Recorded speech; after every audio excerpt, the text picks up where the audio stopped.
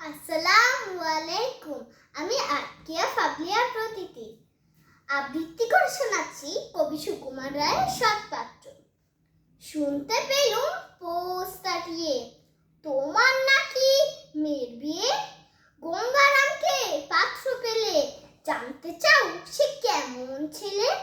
মন্দ নয় সে পাত্র ভালো, রং যদিও বেজায় কালো, তার উপরে মুখের গঠন অনেকটা ঠিক পেঁচার মতন। বিদ্যে বুদ্ধি বলছে মশাই, ধন্যি ছেলের অধ্যাবসায়।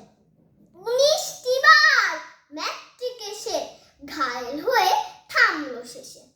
বিষয় আশয় গরিব বেজায়, কষ্টে সৃষ্টে দিন চলে যায়।